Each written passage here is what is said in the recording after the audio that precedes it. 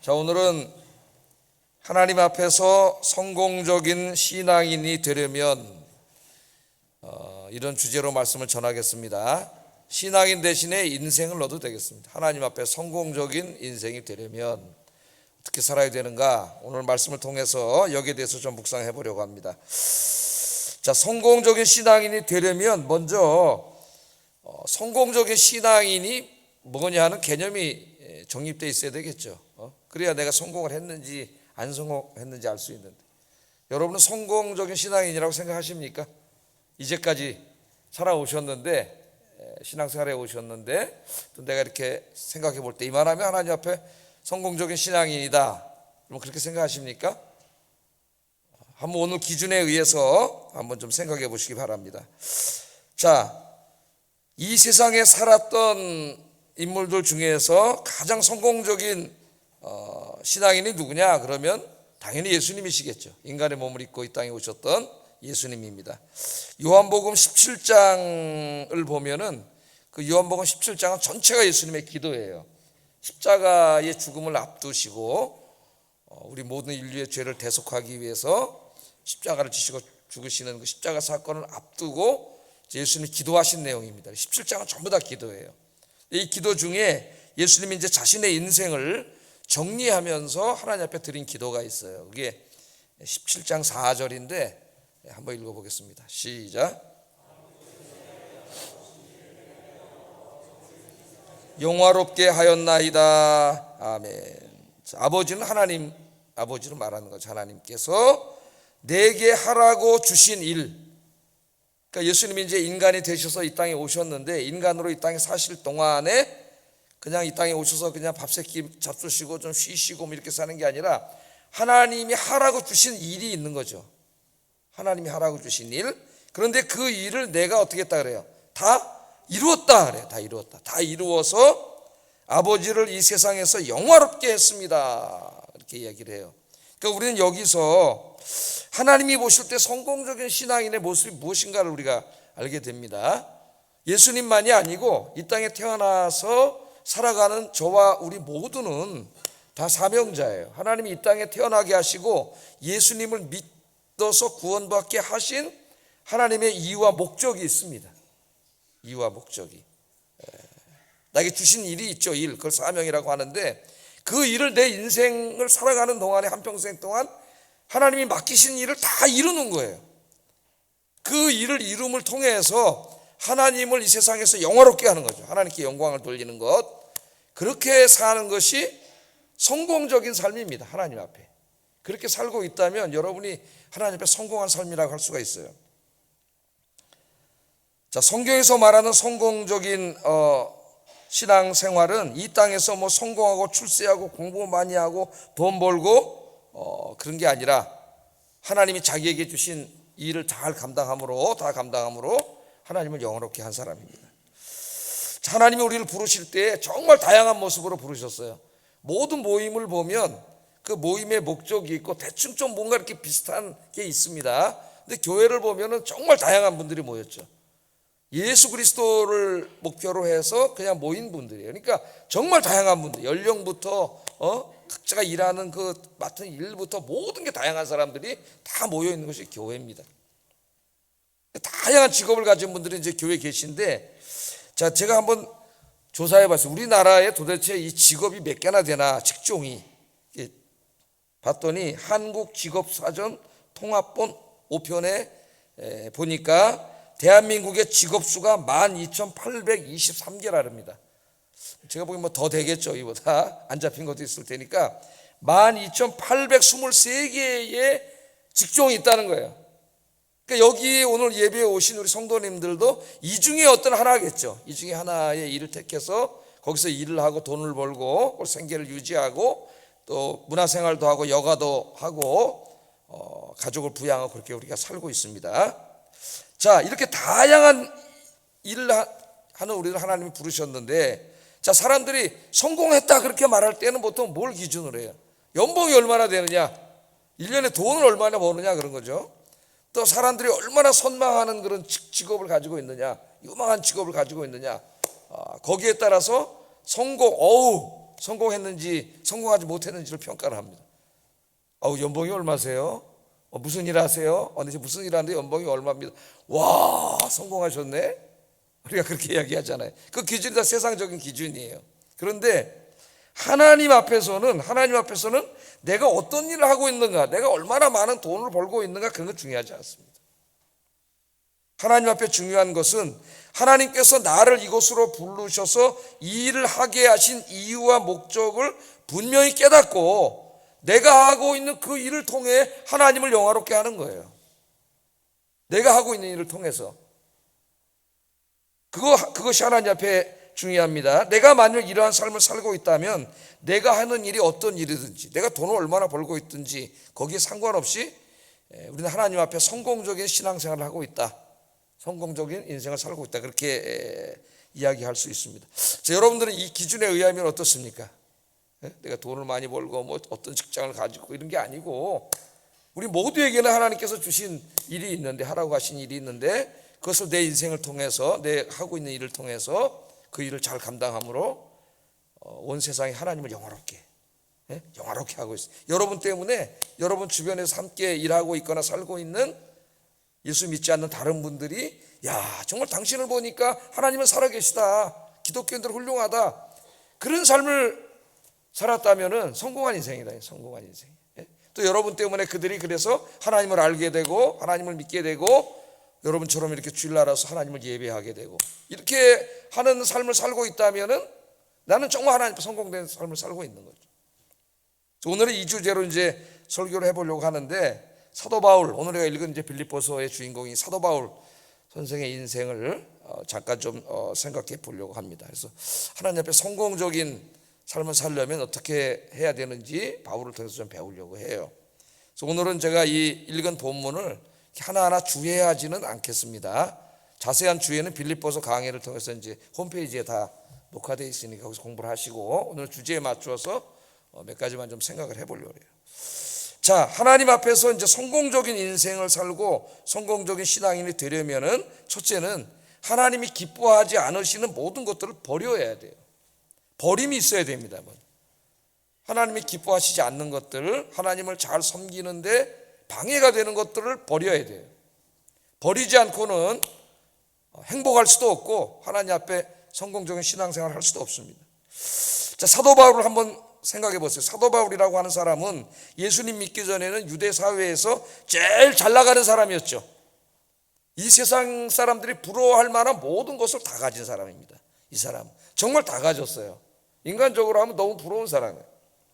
좋은 가문에서 태어났습니다. 종교적인 배경은 유대인들에게 가장 존경받던 바리새파였습니다. 당대 최고의 학부라고 할 수 있는 가말리엘 문화에서 공부를 했습니다. 거기서도 가장 우수한 학생이었어요. 그 당시에 사람들이 모두 부러워하는 권력의 상징인 로마 시민권을 가지고 있었습니다. 또 사도행전을 읽어보면 재산도 굉장히 많았어요. 나중에 이것을 이제 다 주님을 위해서 쓰고 나눠줄 수 없었겠지만은 그 주님 만나기 전까지 부자였어요. 사도행전에 보면. 그래서 로마 총독이 바울에게 좀 돈 좀 얻어먹을까, 그런 마음을 가졌다는 게 성경에 나와요. 재산도 굉장히 많았습니다. 그리고 유대교 율법뿐만 아니라 그 당시 그레코 로마 시대의 그 문화와 그 그리스 철학에 아주 능통한 최고의 학자였습니다. 와, 부럽다. 부럽죠? 이거 다 가진 사람 보면 어때요? 부러운 마음이 들죠? 그 어떤 사람이 그렇게 말하더라고요. 부러워하면 지는 거야. 부러워하면 지는 거야.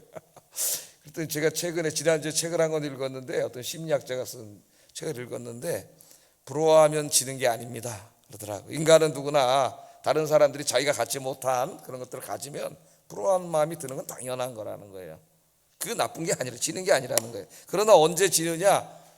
부러워하는 건 지는 게 아닌데 질투하면 지는 거야.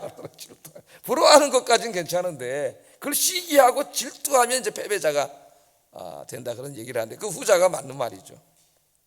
안 부러운 사람이 어디 있겠어요? 이만큼 부러운, 남들이 부러워할 만한 걸 다 가진 사람이 이 사도 바울이었습니다. 그래서 이 바울은 이 모든 것을 가지고, 이걸 더 많이 가지고, 사람은 욕심이 있잖아요. 더 많이 소유하고 싶고 더 풍성하게 누리면서 사는 것을 진리라고 생각하고 살던 그런 젊은이였어요. 전도가 아주 총명한 아주 그런 젊은이였습니다. 근데 어느 날 이제 이 사도 바울이 자신의 인생의 근본적인 변화를 일으키고 송두리째 자기 인생을 바꾸게 되는 한 사건을 경험하게 되는데, 부활하신 예수님을 자기 인생에 만나는 거죠. 바울은 이 유대교에 열심히였기 때문에 그 당시에 이제 기독교를 이단이라고 생각을 했어요. 그래서 무자비하게 박해를 했습니다. 우리 사도행전 읽어보면 나오죠. 예루살렘 교회에 막 교인들 잡아다 감옥에 가두고 고문하고 때리고 이러는데 앞장섰고, 그것뿐만 아니라 예루살렘을 넘어서서 저 다마스커스라고 하는 곳까지 가서 교회를 다 부수고 기독교인들을 다 체포해 오려고 대제사장에 가서 고문을 받아가지고 가던 그런 사람이니까 교회를 박해하던 자예요. 핍박자. 바울이 그러잖아요. 내가 전에는 핍박자요. 하나님 앞에 말할 수 없는 부끄러움 속에서 고개를 들지 못하죠. 늘 그 죄책감을 가지고 살았던 사람이 사도 바울이에요. 하나님 앞에. 그래서 더 열심히 헌신을 했죠. 자, 부활하신 예수님을 만났습니다. 그 자세한 이야기는 뭐 우리가 너무나 잘 알고 있기 때문에 더 제가 설명하지 않아도 우리가 알 수 있어요. 예수님을 만나고 이제 자기 자신이 구원을 받은 다음에 그 인생이 이제 완전히 바뀌는 체험을 하게 돼. 그게 이제 오늘 우리가 읽은 이 본문 말씀이에요. 본문 말씀에 나오는 말씀. 이제까지 자기가 최고의 가치를 두고 살았던 그런 학벌이라든가 돈, 지식, 어떤 권력, 명예, 인기, 이런 모든 것들이 최고의 가치를 두고 살았는데, 예수님을 만나고 참된 진리와 지식을 만나고 보니까 이 모든 것들이 다 뭐예요? 아무 의미 없는 전혀 무가치한 것들이라는 것을 깨닫게 됐어요. 그래서 오늘 그것들을 배설물이라고 하면 배설물. 그게 이제 오늘 본문에 나옵니다. 7절 9절 한번 읽어보겠습니다. 시작.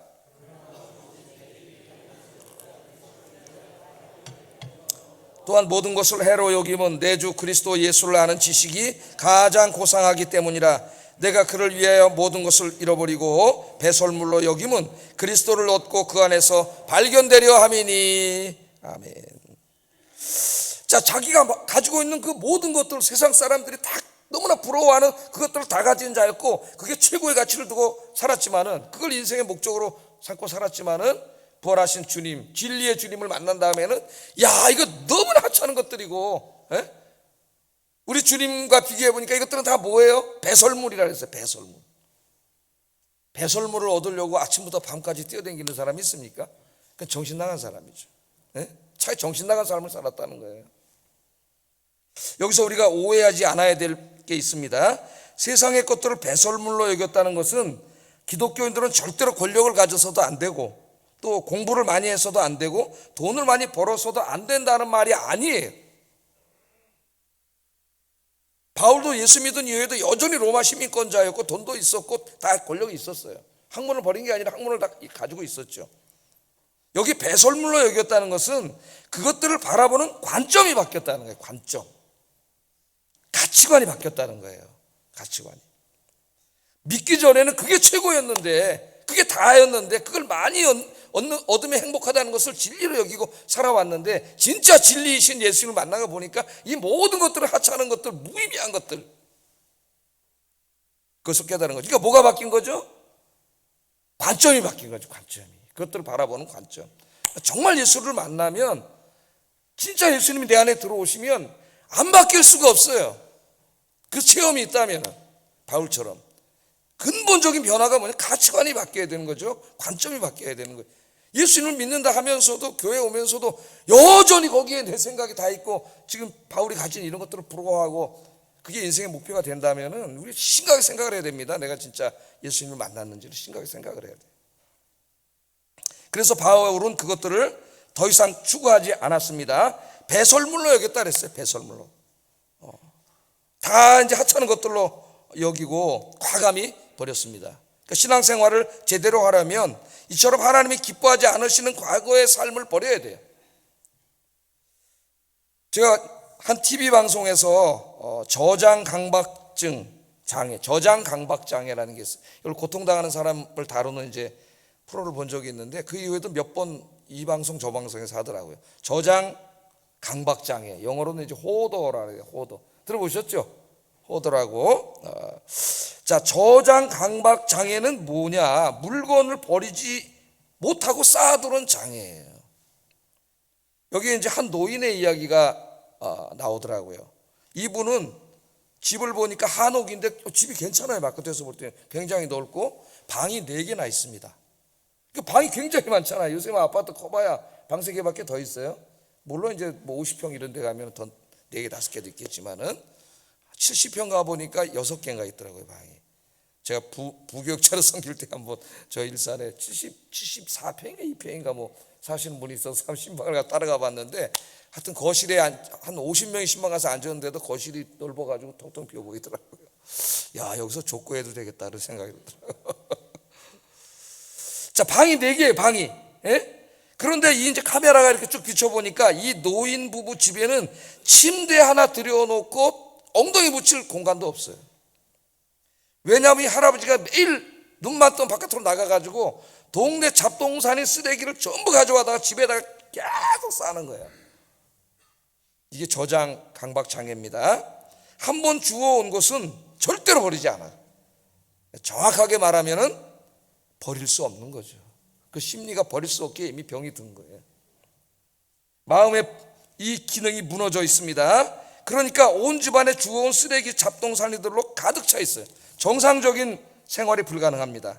이런 분들이 굉장히 많더라고요. 이렇게 소개를 계속 하는데. 그래서 이제 심리학자들과 정신과 의사들이 이들을 치료하고 이제 도움을 주는 그런 프로였어요.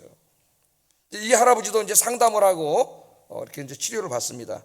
그래서 이제 버리기로 하고 도우미들이 갔어요. 그래서 가서 집을 청소하기 시작하는데 이 쓰레기만 버리는데 일주일이 걸렸다 그래요. 얼마나 갖다 많이 싸놨는지 쓰레기만 버리는데 일주일이 걸렸습니다. 저희 교회도 아주 오래전인데 지금은 이제 이사 가셔서 우리 교회 못 나오시는데 이것 고통당하는 분이 계셨어요. 그래서 이제 같이 상담을 하고 우리 교인들이 가셔가지고 그 쓰레기 하루 종일 버렸습니다. 진짜 집안에 있는 거 다 꺼내면 냉장고 열었다 깜짝 놀랐어요. 진짜 다 버리고 도배해주고 장판 깔아주고 우리가 이제 우리 교인들이 그렇게 해줬던 기억이 나요. 자, 그런데 이 집을 치우는 중간에도 해프닝이 벌어지는데 도우미들이 갖다 버리면 이 할아버지가 도로 주워오는 거예요. 그래가지고 이게 치료가 완전히 되지 않으니까 도로 주워오는 거예요. 갖다 계속 싸우고 막 이제 이렇게 반복이 되다 하여튼 다 버렸어요. 예? 결국 잡동사니들을 다 버리니까 집이 굉장히 넓더라고요. 방이 4칸에다가 한옥집 그냥 좋은 집이에요. 그게 이제 다 드러나니까 거기다 도배 새로 해주고 장판 탁 깔아주고 그러니까 근사한 새 집이 탄생을 했습니다. 쓰레기만 수십 톤이 나왔다 그래요. 수십 톤의 쓰레기가. 나중에 집이 깨끗하게 청소된 것을 이 할아버지가 보더니 울기 시작하더라고요. 네? 갑자기 우는 거예요. 치유가 된 거죠. 치유가. 다시는 쓰레기를 모으지 않겠다고 그렇게 말합니다. 새 삶을 살겠다고. 제가 이 프로를 보면서 이런 생각을 했어요. 우리 마음이 저럴 수 있다. 그런 생각을 해봤습니다. 방은 보이는 거예요. 그러니까 이 사람이 저장 강박 장애가 있구나. 이걸 우리가 깨닫고 도울 수 있는데 마음은 보이지 않아. 인간의 마음. 자기만 알아요. 이 마음이 하나의 방이라고 집이라고 한번 생각을 해보세요. 이 안에 온갖 부정적인 감정들, 죄악된 감정들, 이런 감정들 하나 이걸 해소를 해야 건강하게 행복하게 살 수 있는데 이걸 계속 쌓는 사람이 있어요. 그래서 진짜 이 저장 강박장애에 걸린 사람의 집처럼 정말 요만한 하나님의 은혜가 들어갈 틈도 없이 계속 이것들을 싸면서 사는 그런 사람들이 있습니다. 이걸 버리지 못하면 치유될 수가 없는 거죠. 새 삶을 살 수 없어요. 집 문제가 아니에요. 몇십 배 더 절망적인 인생이 되는 거죠. 마음이 이렇게 돼 있으면. 그래서 오늘 우리가 이 말씀을 들으면서 하나님께서 기뻐하시지 않는 일들을 우리가 이제 비워내야 됩니다. 우리 마음의 방에서 세상의 쾌락들을 비워내고 나의 나쁜 습관들을 비워내고 우리 마음속에 있는 증오와 원망과 시기와 질투의 마음들을 다 비워내고 우리 입술의 거짓과 불평과 비방과 독한 말을 다 비워내. 우리 마음속에 있는 죄악의 잡동사니들을 다 비워내. 이걸 품고 있으면 영적인 호도가 되는 거예요. 그래서 이것들을 다 비워내서 십자가 앞에 다 내려놓는 이 시간 되기를 주의 이름으로 축복합니다. 쉬울까요? 절대로 쉽지 않습니다, 여러분. 이 강박장애에 있는 사람이 도움을 받기 전까지는 심리학자들의 도움을 받기 전까지는 버릴 수 없어요. 버리지 않는 게 아니에요. 버릴 수 없는 거예요. 우리의 마음도 버릴 수 없어요. 계속 마음속에 생각이 나고 또 생각이 나고 또 묵상을 하고 또 생각이 나고 계속 싸가지고 어떤 사람은 마음이 꽉 차가지고 우울하고 불안하고 강박장애에 시달리고 상당히 많은 사람들이 이렇게 살고 있는데 기도하셔야 돼요. 이제 여러분 집에 가셔가지고 내 마음속에 버리지 못하는 걸 적으세요. 이제 다 적으세요. 적어가지고 내 힘만으로는 못 버립니다. 누구를 미워하고 있으면 적으세요. 내 저 사람을 사랑할 수 있게 해주세요. 용서할 수 있게 해주세요. 다 적고 기도하면은 하나님께서 도와주셔요. 다 비워내고 여러분 마음이 깨끗하게 오늘 마음의 쓰레기들을 다 내버리고 그 안에 하나님과 하나님의 은혜로 가득 채우는 이 시간 되기를 주의 이름으로 축복합니다. 비우지 않고는 절대 행복할 수 없어요. 새 삶을 살 수 없습니다. 자, 두 번째, 사도 바울은 이 모든 것들을 다 배설물로 여기고 버렸습니다. 자, 그리고 이제 비웠으면은 새 것으로 채워야 되는 거죠. 예? 우리 예수님이 그렇게 설교하셨죠. 귀신이 쫓겨나갔는데 이 마음을 빈 마음을 성령으로 채우지 않으면 돌아다니다 7 귀신을 데리고 다시 들어와서 나중 형평보다 더 나빠진다 그랬어요. 사도 바울은 비워낸 다음에 이제 채우는데 예수 그리스도로 자기 인생을 채웁니다. 삶의 목표를 분명하게 정했어요. 예수 그리스도. 그래서 이제 비워냈으면 여러분의 인생의 목표를 더 이상 세상의 것 그런 것들을 추구하고 얻는 데 두지 말고 이제는 예수 그리스도를 여러분의 인생의 목표에 두고 살아야 돼요. 바울은 부활하신 주님을 만난 후에 부끄러운 삶을 버렸을 뿐만 아니라 새로운 삶의 목표를 세웠습니다. 이제 오늘 본문에 나오는 거죠. 오늘 본문은 읽진 않았지만은 빌립보서 1장으로 가면은 1장 20절 21절 한번 읽어보겠습니다. 시작.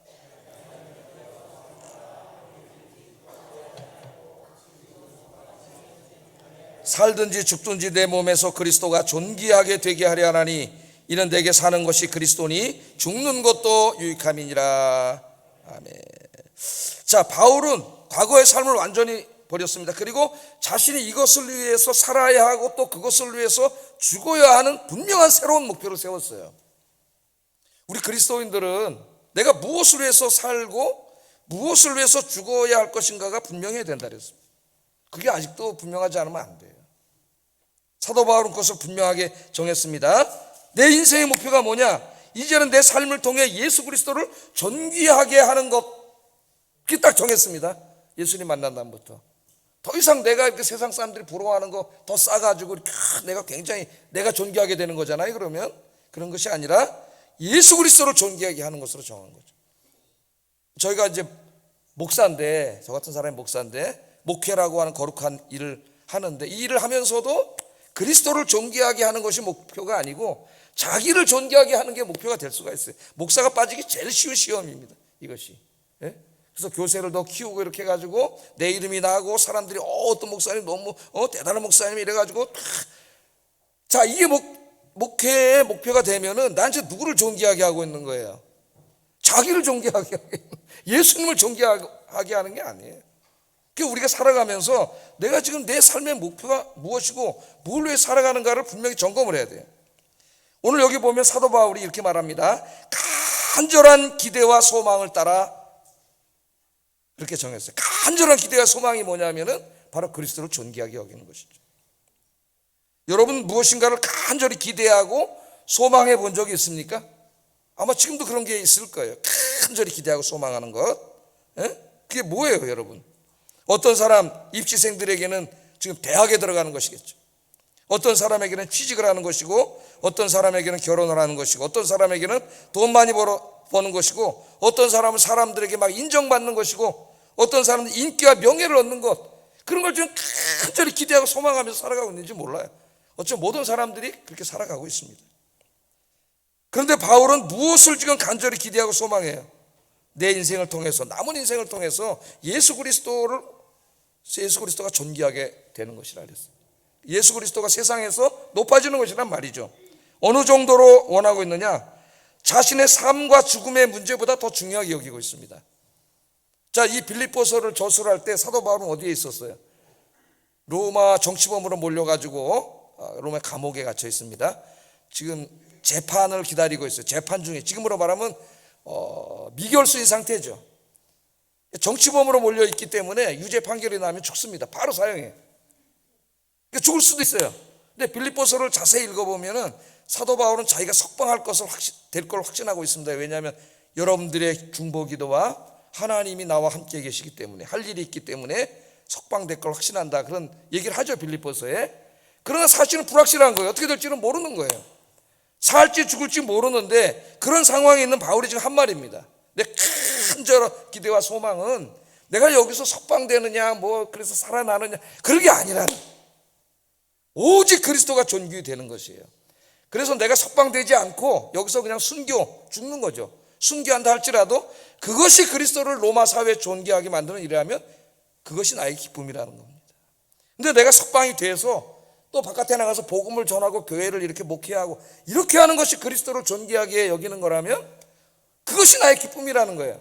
그러니까 나이가 죽고 살고 이거는 지금 중요하지 않아. 자기 인생에 이제는 죽느냐 사느냐가 아니라 그 죽음을 통해서, 삶을 통해서 그리스도가 존귀하게 되게 하느냐, 이것이 지금 저에게 굉장히 중요한 겁니다. 그렇게 얘기를 하고 있죠. 여러분의 삶의 의미와 목적은 뭡니까? 여러분의 인생을 통해서 간절히 이루고자 하는 기대와 소망은 무엇입니까? 여러분이 그것을 위해 살고 그것을 위해 죽기로 작정한 것은 무엇입니까? 우리는 오늘 이제 신앙생활 하면서 이제 좀 진지하게 한번 생각을 해봐야 돼요. 원하는 대학에 들어가고 적성에 맞는 직장에 들어가서 자아를 실현하고 돈도 많이 벌고 사랑하는 배우자 만나서 가정을 이루고 아이들을 낳고 좋은 아파트에 살고 철마다 여행을 다니면서 편안하게 사는 겁니까?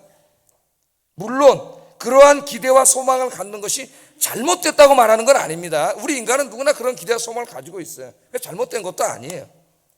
저는 우리 교회 성도님들이 다 그런 소박한 꿈을 꾸고 그 꿈을 이루기를 주의 이름으로 축복합니다. 그러나 그리스도인들이 간절히 기대하고 소망하는 것, 심지어는 목숨까지 바치면서 이루려고 하는 것이 여기서 멈춰서는 안 된다는 거예요. 그것을 갖는 게 잘못됐다는 게 아니라 그것이 다일 때 문제가 되는 거예요. 그리스도인들은 이 일상적인 목표를 훨씬 넘어서는 더 큰 삶의 목표를 가져야 합니다. 그게 뭐냐면은 내 인생을 통해서 그리스도를 영화롭게 하는 거예요. 그리스도를. 자, 그러면 그리스도를 존귀하게 하는 삶은 무엇입니까? 여러분, 그게 뭐예요? 예수님이 누구세요? 그분이 하나님이세요. 이 우주 만물을 창조하시고 인간을 창조하신 하나님이세요. 그런데 인간이 하나님을 대적하고 죄를 져서 다 죄값을 치르고 죽어서 지옥 가게 생겼어요. 하나님이 너무나 사랑하시기 때문에 외아들을 이 땅에 인간의 모습으로 보냈잖아요. 우리를 구원하기 위해서. 그분이 예수님이에요. 그래서 우리가 지은 죄를 다 십자가에서 대신 짊어지시고 죽으셨다가 3일 만에 부활하심으로 우리의 구원을 완성해 주시고 우리의 속죄를 완성해 주셨잖아요. 그게 하나님의 은혜죠. 그분이 예수님이에요. 근데 사람들이 모르잖아요. 사람들이 몰라. 여러분 알지만, 그래서 그 사람들에게 나가서, 여러분 예배 끝나고 나가서 가까운 이웃들, 친구들, 가족들에게 바로 예수님 여러분을 사랑하십니다. 그분이 하나님이세요. 당신을 위해서 대신 십자가에서 죽으시고 부활하셨습니다. 예수 믿으면 구원받습니다. 그분이 하나님이십니다 하는 이 이야기를 이야기함으로써 그들이 예수님을 하나님으로 믿고 여러분처럼 와서 예배 드리게 되는 것, 그것이 바로 뭐예요? 그리스도를 존귀하게 만드는 그리스도를. 지금 예수님 그러면 그냥 하나의 모범적인 인간으로 사람들이 바라보고 있는데, 그분이 그냥 훌륭한 인간일 뿐만 아니라 하나님이시구나, 나를 너무나 사랑하시는 구원자시구나, 내가 죽어야 되는데 내 대신 십자가에서 죽으신 분이구나, 이것을 깨닫게 되고 바울처럼 주님께로 돌아오게 된다면 그게 하나님을 영화롭게 하는 거예요. 그게 주님의 이름을 존귀하게 여기는 거예요. 오늘 성경은 우리에게 그걸 말합니다. 여기서 이제 그 유명한 기독교 소명론이 나오는 거죠. 우리 기독교는 우리의 직업을 소명으로 이해해 왔습니다. 이제까지 하나님이 나를 그리로 부르신 거예요. 소명으로 이해하는 건 굉장히 중요한 겁니다. 왜냐하면 그렇게 되면 직업은 단지 내 경제적인 생활에 도움을 주고 먹고 살게 하고 자녀를 키우고 교육시키고 내 여가 생활을 하고 자아를 실현하고 이 정도에서 이제 훨씬 벗어나는 거예요. 순간 목적으로 소명의식을 갖게 된다면. 물론 그것이 1차적인 목표입니다. 나의 육체적인 삶을 위한 것이. 그러나 소명의식을 갖게 되면 그 다음에 더 숭고한 목표가 생겨요. 단지 그것뿐만 아니라 하나님이 나에게 하라고 하신 지금 이 일을 통하여 어떻게 돼요? 예수 그리스도를 영화롭게 하는 거죠. 예수 그리스도를. 그래서 우리 기독교는 이것을 소명으로 그렇게 이해를 해왔습니다. 여러분이 무슨 일을 하든지 여러분의 하신 일을 통해서, 여러분의 삶을 통해서 예수 그리스도를 존귀하게 하고, 여러분 때문에 여러분 주변에 있는 분들이 예수님을 만나고 구원받고 하나님께 예배드리는 사람이 되게 하기를 주의 이름으로 축복합니다. 내 하나님이 있는지 없는지는 잘 모르겠는데 당신을 보니까, 당신을 보니까 하나님이 없다고 할 수 없습니다. 당신의 삶을 보니까, 당신의 인격을 보니까, 당신이 말하는 걸 보니까, 당신의 사랑을 보니까, 당신의 정직함을 보니까 당신이 믿는 하나님이 존재하는 게 분명합니다. 나도 다음 주부터 교회 나가겠습니다. 그렇게 산다면 나는 하나님을 영화롭게 하는 것이죠. 그게 그리스도의 이름을 존귀하게 하는 것이죠. 그게 여러분의 삶의 목표가 되기를 주의 이름으로 축복합니다. 바울은 간절한 기대와 소망이 내 인생을 통해서 그런 일이 벌어지는 겁니다. 지금 그렇게 말하고 있잖아요. 자, 마지막으로 이제 목표도 분명히 정했습니다. 목표만 정했다고 이룰 수 있는 건 아니에요. 사도 바울이 그걸 절실히 깨달았어요. 난 이제 그리스도를 존귀하게 여기는 삶을 살겠다 그랬는데, 이 일을 하려다 보니까 아직까지 세상에 살고 있잖아요. 이 세상의 어둠의 권세자들이 세상의 것들을 자꾸 보여줘. 우리 눈에 한눈 팔게 하고 산만하게 만들고 집중할 수가 없어. 그래서 사도 바울이 깨달았어요. 이 목표를 정해놓은 것만으로는 부족하고 집중해야 된다. 집중하지 않으면 이 목표를 이룰 수 없다. 그걸 깨달았습니다. 12절 14절 한번 읽어보겠습니다. 시작.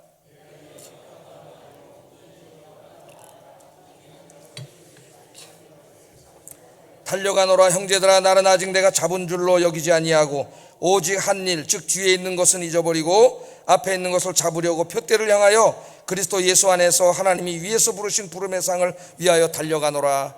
이 마치 이제부터 신앙생활을 목표를 정해놓고 달려가는 달리기 선수에다 비유를 했습니다. 100m 경주 비유예요. 100m 뛰는 사람들 봤죠, 여러분? 저 앞에 딱 각도가 직선으로 가야 돼. 0.00 몇 초로 결과가 나오잖아요. 딱 하면 이런 거 있어요? 다가가지고 한번 돌아보는 사람은 우샤인 볼트밖에 못 봤어요. 그 사람 하도 많이 앞서가가지고 돌아보는데 달려가잖아요. 지금 오늘 바울이 뭐라 그러냐면은 여기 뭐라 그래요? 표대를 향하여 달려간다 그래요. 한마디로 말, 자기 이제 인생은 뭐냐? 내 인생은 목표를 정했기 때문에 그 목표를 향하여 한눈 팔지 않은 사방으로 산만하게 살지 않고 표대이신 예수 그리스도를 향하여 달려간다는, 그 사람의 표대는 예수 그리스도예요. 예수 그리스도. 성공적인 신앙인, 성공적인 인생이 되려면 이 집중의 위력을 알아야 됩니다. 우리 인생에도 집중력이 굉장히 중요하죠. 집중이. 여러분 왜 성공하지 못합니까? 집중하지 못하기 때문이라고 생각해요. 학생이 공부에 집중하지 않으면 공부의 열매를 맺을 수 없습니다. 직장인이 일에 집중하지 않으면 일의 열매를 거둘 수 없습니다. 연인이 서로에게 집중하지 않으면 사랑의 열매를 거둘 수가 없어요. 여러분 한번 돋보기를 보세요. 돋보기. 태양이 이렇게 비치잖아요. 그럼 따뜻한 빛이 비쳐서 그냥 따뜻할 뿐입니다. 그런데 돋보기를 하나 딱 갖다 대면 어때요? 돋보기 밑에서 불이 나요. 연기가 나고. 왜 그럴까요? 돋보기는 그 산만하던 태양빛을 한 군데로 쫙 집중시키잖아요. 그 산만에서 조금씩 따뜻했던 열들이 한 군데로 쫙 집중되니까 엄청난 열 에너지가 발생하는 거죠. 그래서 밑에 불이 나고 타는 거예요.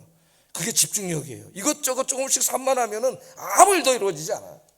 그럼 한 곳에 집중하면은 이 모든 에너지가 하나로 쫙 모이기 때문에 엄청난 일을 하는 거죠.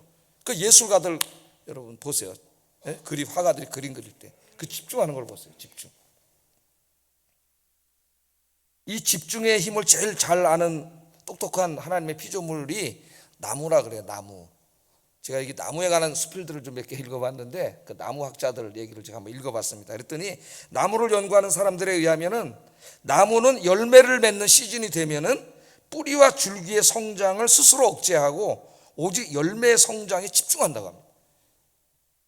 그러니까 여러분 저 시골에 가면은 감나무도 있고 사과나무도 있고 막, 근데 막 저 사과나무 보고 깜짝 놀랐어요. 사과나무가 나 무지작 큰지 알았어요. 이 많은 사과나무 안에 사과 그냥 주렁주렁 열렸더라고요. 그러니까 이 나무는 지혜롭다는 거예요. 열매를 맺을 때가 되면은 뿌리와 가지로 가는 이런 영양분을 스스로가 다 제어하고 오직 열매 쪽으로 다 집중되도록 쫙 자기가 모은다는 거예요. 나머지는 희생하고. 그래서 열매가 이렇게 맺히게 되고 우리가 맛있는 과일을 먹게 된다는 거죠. 집중의 힘이에요. 집중의 힘. 집중하지 않으면 열매를 맺을 수 없습니다. 제가 사진을 하나 보여드릴게요. 오래전에 제가 한번 보여드렸던 사진입니다. 여기에 이제 앉아있는 이 꼬마가 초등학생으로 보이는데 아마 제 나이거나 저보다 위 정도 된 것 같아요. 이분이 지금 나이가. 근데 지금 보세요. 여기 옛날에 이런 가판대를 많이 봤죠. 우리가 시장에서 신문도 있고 뭐 이런저런 이제 이런 것들이 있는데, 아마 엄마 아빠가 어디 가셨는지 이 아이가 지금 가게를 보고 장사를 하고 있습니다. 초등학생 된 아이. 근데 뭐 하고 있어요? 예? 손에 뭐 들고 있어요? 연필 들고 공부하고 있죠. 이 공부하고 있는 아이를 보세요. 지금 여기 지금 아마 시장이거나 길거리거나 뭐 둘 중에 저작거리일 텐데, 수많은 사람들이 지나갈 것이고 차도 지나가고 음악 소리도 나오고 떠드는 소리도 들리고 얼마나 큰 소리가 들리겠어요. 그런데 이 아이가 지금 딱 집중해서 공부하고 있죠. 야, 이제 어떻게 됐는지 잘 모르겠는데 아마 훌륭한 사람이 됐을 겁니다. 제가 볼 때 이 집중력이면은. 근데 우리 아이들은 요새 아이들한테 좀 보여줬으면 좋겠어요. 저 갖다 좀 보여주세요. 아이들에게 집중해서 공부하는 모습을 보여주고 있습니다. 우리 신앙생활도 마찬가지예요.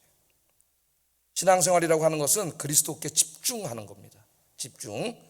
마귀는 우리를 산만하게 만들어요. 자꾸 이것저것 보게 만듭니다. 우리의 눈으로 죄를 짓죠. 다 보는 것을 통해 죄를 져요. 얼마나 세상에 화려하고 좋은 것들이 많은지 몰라. 그리스도께서 한눈을 팔면은 그리스도께 집중되지 않아요. 그 다음부터는 이 세상의 것들을 이겨낼 힘이 없습니다. 우리는 우리의 탐심과 탐욕을 이길 수 없어요. 그래서 바울도 지금 다짐하고 또 다짐하는 게, 표대를 나는 예수 그리스도께 딱 정해놓고 집중해서 달려가겠습니다. 그렇게 다짐하지 않고는 성공적으로 달려갈 수가 없어요. 여러분들 이제 신앙생활을 잘 하려면은 주변을 좀 정리해야 돼요. 꼭 필요하지 않은 일들과 모임들은 정리해야 됩니다. 여러분의 한 주간의 스케줄들을 잘 정리해 보시기 바랍니다. 될 수 있는 대로 여러분의 삶을 단순화시키시고, 집교회로 최대한 삶을 단순화시키고, 여기에 꼭 필요한 일들, 모임, 여가 이런 것들을 첨가해 나가야 돼요. 집중하지 않으면 바른 신앙을 절대 살 수가 없습니다. 마귀가 계속 우리를 지금 삼킬자를 찾고 다니기 있기 때문에 이길 수가 없어요. 제가 마지막으로 한 가지 얘기만 하고 이제 설교를 마치겠습니다. 한 젊은이가 있었다랍니다. 어느 나라에 한 젊은이가 있었는데, 내 인생은 왜 이렇게 안 되냐, 하는 일마다 이렇게 안 되고, 그래서 불평불만이 가득해가지고 어느 날 왕을 찾아왔다는 거예요. 왕을. 대왕님, 제 인생이 이렇게 잘 안 되고 꼬이는데 좀 성공할 수 있는 비결 좀 가르쳐 주십시오. 그렇게 물어봤다는 거예요. 그랬더니 왕이 하는 말이, 그래? 신하들을 시켜가, 야, 컵을 하나 가져와 봐라. 근데 잔을 하나 이렇게 딱 가져왔어요. 그랬더니 여기다 물을 그냥 가득 채웠어. 찰랑찰랑하게, 쏟아지진 않아. 찰랑찰랑하게 세웠어요. 그리고 왕이 하는 말이, 지금부터 네가 이 잔을 들고 시장을 한 바퀴 이렇게 돌아오는데, 만일 네가 여기서 물 한 방울이라도 흘리면 너는 참수시켜버릴 거다. 내가 죽여버린다 그랬어. 그러나 물 한 방울도 안 흘리고 성공적으로 여기 가져오면은 내가 성공하는 비결을 가르쳐 주겠다. 그렇게 얘기를 한 거예요. 그래서 이 젊은 청년이 이제 딱 받았습니다. 자, 이걸 들고 가는데 여러분 어떻게 했겠어요? 이거 한 방울 흘리면 죽잖아요, 자기가. 그래가지고 이제 시장을 도는데, 시장에는 막 이쁜 여성도 있고, 여기 뭐 술집도 있고, 막 가게도 있고, 사람들 소리도 들리고, 볼 게 얼마나 많아요. 물건도 있고. 근데 이걸 쫙 가는데, 그런데 신경 쓸 수가 없는 거죠. 이거 한 방울 흘리면 죽으니까 그냥 집중하고 이걸 가서 이제 왕 앞에 무사히 왔어요. 그랬더니 왕이 물어봅니다. 야, 너 시장 한 바퀴 돌아왔냐? 예. 뭘 봤냐? 무슨 소리 들었느냐? 이쁜 아가씨들이 보이더냐? 술집이 보이더냐? 음식점이 보이더냐? 사람들의 노랫소리가 들리더냐? 아유, 무슨 말입니까? 제가 이거 집중하느냐고 아무 소리도 못 들었어요. 아무것도 보지 못했습니다. 그렇게 얘기하더라는 거예요. 그래서 왕이 웃으면서 얘기했답니다. 그래, 앞으로 그렇게 살아라. 네가 무슨 일을 하든지 산만하게 살지 말고 집중해서 살아라. 그렇게 얘기를 했다는 거예요. 청년의 중요한 진리를 깨닫게 된 거죠. 예수 그리스도께 집중하면 같은 일이 벌어져요. 예수 그리스도께 집중하면 어떠한 유혹도, 어떠한 비난도 보이지 않고 들리지 않습니다. 세상의 화려함이 보이고 세상의 소리가 들리고 있다면 아직 우리가 그리스도께 온전히 집중하지 못하는 거예요. 오직 그리스도께 집중하십시오. 세상의 달콤함과 파도 소리가 들리지 않을 때까지 예수 그리스도께 집중하세요. 그래야만 이 신앙의 길을 성공적으로 달려갈 수가 있습니다. 자꾸 산만하고 오지랖이 넓으면 신앙생활 제대로 할 수 없어요. 이 길을 집중하고 바울처럼 표대를 이제 주님께로 정하고 이 세상에서 가장 가치 있는 일, 하나님을 예배하는 일과 세상을 구원하는 일, 이 일에 힘쓰시는 여러분 되기를 주의 이름으로 축복합니다. 기도하겠습니다.